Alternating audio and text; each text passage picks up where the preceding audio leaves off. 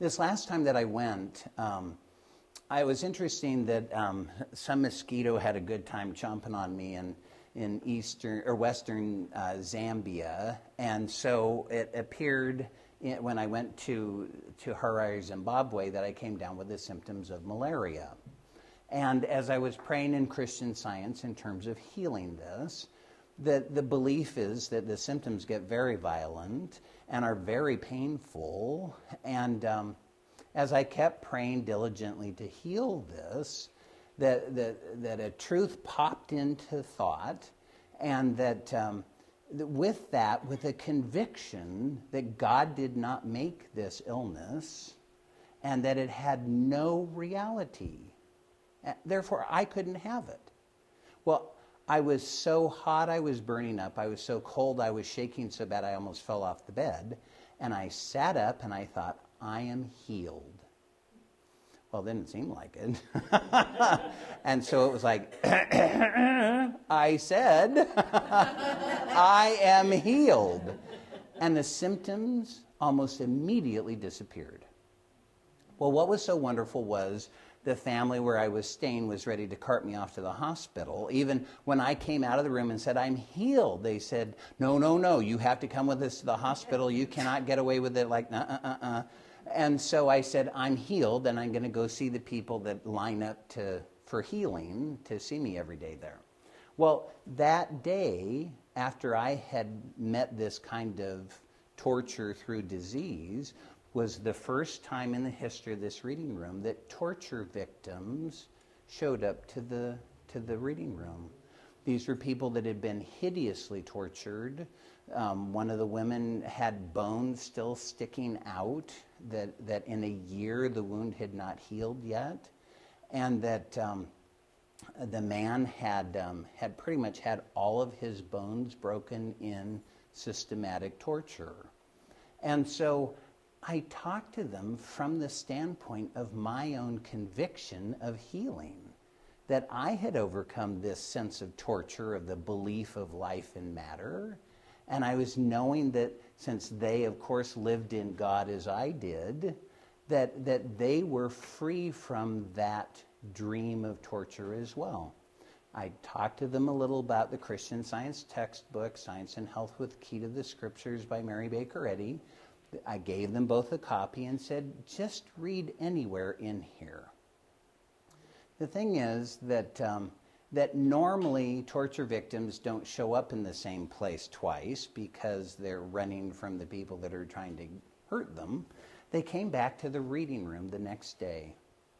And then when I saw them, they said that they came back to read in the reading room because they said, when you're tortured hideously with horrible intentional harm and maiming being done to your body, that you continue to be tortured every night for the rest of your life.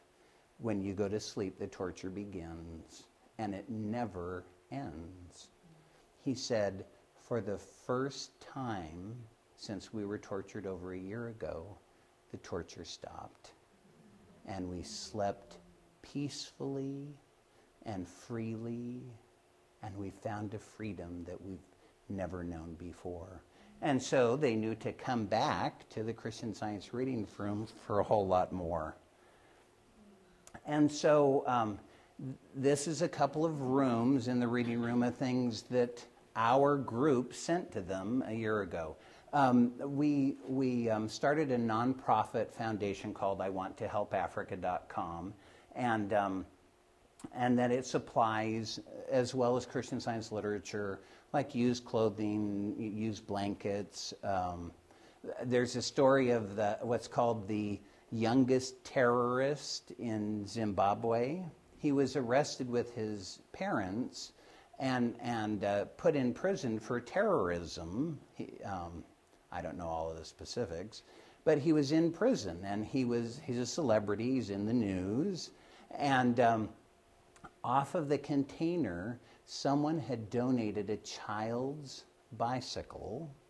We had a lot of children's clothing, as well as Bibles and Christian Science literature for children. He hit the national news, on his bicycle with his new clothes, with toys and books to read and a new Bible, and he was happy and smiling in the news. And so we were grateful that it came directly from the Christian Science reading room there. People there had gone to find him. Now, one of the things that a lot of you have helped us to send is, in addition to Christian Science literature, we send books and school supplies to schools there as well. The picture over on the left is the Sunrise for Africa school in Nairobi, Kenya. And then the other two are schools that are in Zambia. That in most of these countries you have to pay to go to school. In Kenya, they often will have 300 students in an elementary class, so that you never even see the teacher pretty much unless you're up in the front row. And so it's nice to be able to support the growing education. The Sunrise for Africa school over here, which I visited, it's run by Christian Scientists. And the teachers are Christian Scientists, and they teach the children, the Lord's Prayer, the Beatitudes, the commandments, the tenets of Christian Science, the prayers for the little children and big children. And so we're grateful to send these things. So there's two kinds of schools that we give to. There's city schools. Now, for instance, if you look at this lower left-hand picture, it looks like a classroom in California or something. It's absolutely drop-dead gorgeous. That's not the way most schools look there, I have to tell you. It's more like these other two pictures, what city schools look like. The one, it's the same school in the pink and the blue.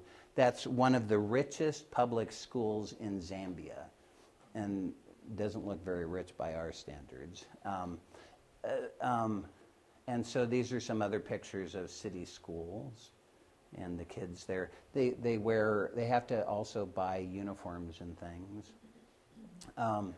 We also help out rural schools, and that it's interesting that this is a classroom, upper left-hand corner. It's dirt and these tables, no lights. The lower right-hand corner is a school, and it's very rural. Up above is, in the red, is a community school in Zambia. None of the staff or teachers are paid. They have to just make their living however they can. And this is one of the classrooms. There's no desks. The lower left-hand corner, the green one. There's no desks. They only have the chalkboard on the wall. They don't have books in their schools. And so many of the places I go, I went to a community school that had 2,000 students, and they had never had a book in their school, ever, not in the library, not in classes. And I gave them 50 books of things like, Dr. Seuss, beginning to read books and stuff. And the children came out on national television and danced and sang to thank me and you guys for donating those things.